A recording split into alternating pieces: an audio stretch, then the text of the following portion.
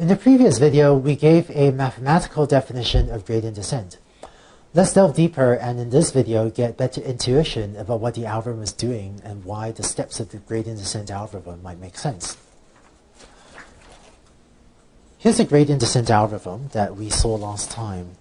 And just to remind you, this parameter or this term alpha is called the learning rate, and it controls how big a step we take when updating my parameter theta j. And this second term here is the derivative term. And what I want to do in this video is give you better intuition about what each of these two terms is doing and why, when put together, this entire update makes sense. In order to convey these intuitions, what I want to do is use a slightly simpler example where we want to minimize a function of just one parameter. So we have, say we have a cost function j of just one parameter, theta 1, like we did a few videos back, where theta 1 is a row number. Okay, so just again, so we can have 1D plots, which are a little bit simpler to look at. And let's try to understand what gradient descent will do on this function. So let's say here's my function j of theta 1. And so that's my, and where theta 1 is a row number. Right? Now, let's say I've initialized gradient descent with theta 1 at this location. So imagine that we start off at that point on my function.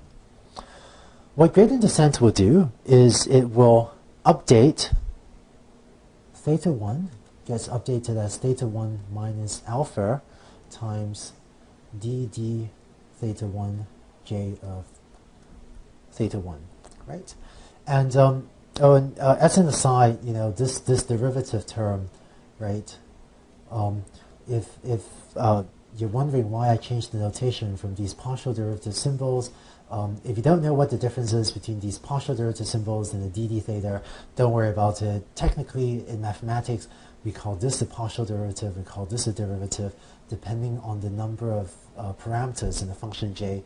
But that's a mathematical technicality. So, for the purpose of this lecture, think of these partial symbols and dd theta 1 as exactly the same thing, and don't worry about whether there are any differences. I'm going to try to use the mathematically precise notation, but for our purposes, these two notations are really the same thing.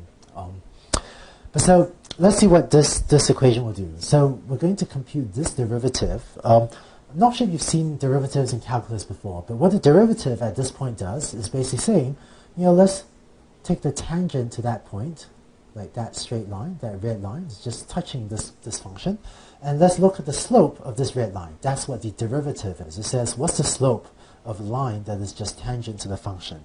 Okay, and the slope of a line, of course, is just, right, this height divided by this horizontal thing. Now, this line has a positive slope, so it has a positive derivative, and so my update to theta is going to be theta 1 gets updated as theta 1 minus alpha times some positive number.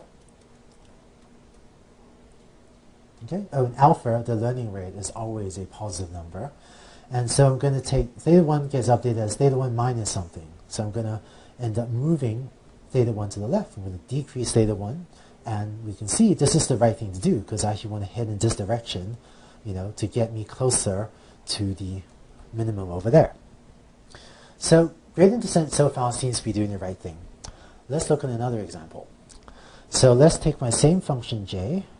Let's try to draw the same function j of theta 1. And now let's say I had instead initialized my parameter over there on the left. So theta 1 is here. I'm going to at that point on the surface. Now my derivative term dd theta 1 j of theta 1, when evaluated at this point, I'm going to look at the slope of that line. So this derivative term is the slope of this line. But this line is slanting down, so this line has negative slope. Right? Or alternatively, I say that this function has negative derivative, just means negative slope at that point. So this is less than or equal to 0. So when I update theta, I'm going to have theta gets updated as theta minus alpha times a negative number.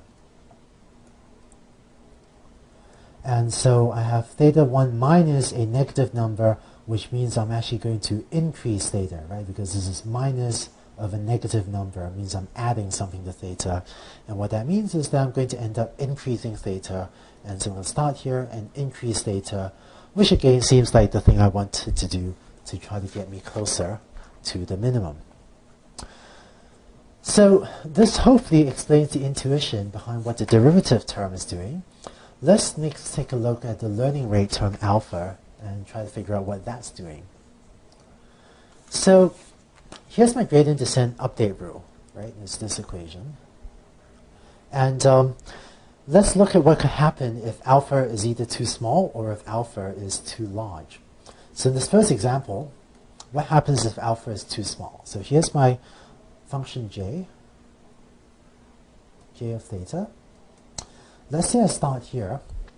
If alpha is too small, then what I'm going to do is going to multiply my update by some small number. So I end up taking, it's like a baby step like that. Okay? So that's one step in descent. Then from this new point, I'm going to take another step, but if alpha is too small, I'm going to take another little baby step. And so if if my learning rate is too small, I'm going to end up, taking these tiny, tiny baby steps to try to get to the minimum, and I'm going to need a lot of steps to get to the minimum. And so if alpha is too small, gradient descent can be slow because it's going to take these tiny, tiny baby steps, and so it's going to need a lot of steps before it gets anywhere close to the global minimum. Now, how about if alpha is too large? So here's my function j of theta. Turns out if alpha is too large, then gradient descent can overshoot the minimum and may even fail to converge or even diverge. So here's what I mean. Let's say I start off theta there. It's actually pretty close to minimum. So the derivative points to the right, but if alpha is too big, I'm going to take a huge step. Maybe I'll take a huge step like that. Right? So I end up taking a huge step. And now my cost function has actually gotten worse, because it starts off with this value, but now my value has actually gotten worse. Now my derivative points to the left. It says I should decrease theta.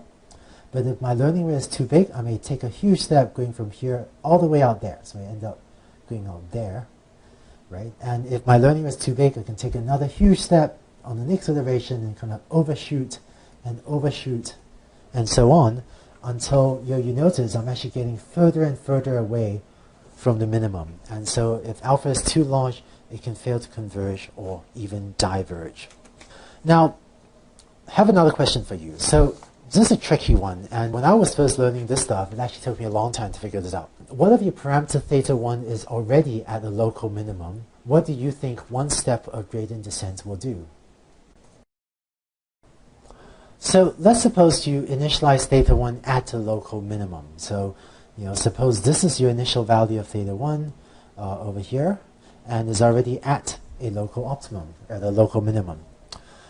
It turns out at the local optimum, your derivative will be equal to 0. So let's look at that slope, right? It's that tangent point. So the slope of this line will be equal to 0, and thus this derivative term is equal to 0. And so in your gradient descent update, you have theta 1 gets updated as theta 1 minus alpha times 0. And so what this means is that if you're already at the local optimum, it leaves theta 1 unchanged, because gets updates theta 1 equals theta 1. So if your parameter is already at the local minimum, one step of gradient descent does absolutely nothing. It doesn't change the parameter, which is what you want, because it keeps your solution at the local optimum. This also explains why gradient descent can converge to local minimum even with the learning rate alpha fixed. Here's what I mean by that. Let's look at an example. So here's a cost function j of theta that maybe I want to minimize. And let's say I initialize my algorithm, my gradient descent algorithm, out there at that magenta point. If I take one step of gradient descent, maybe it'll take me to that point, because my derivative is pretty steep out there, right? Now I'm at this green point, and if I take another step of gradient descent, you notice that my derivative, meaning the slope, is less steep at the green point than compared to at the magenta point out there, right? Because as I approach the minimum, my derivative gets closer and closer to 0 as I approach the minimum.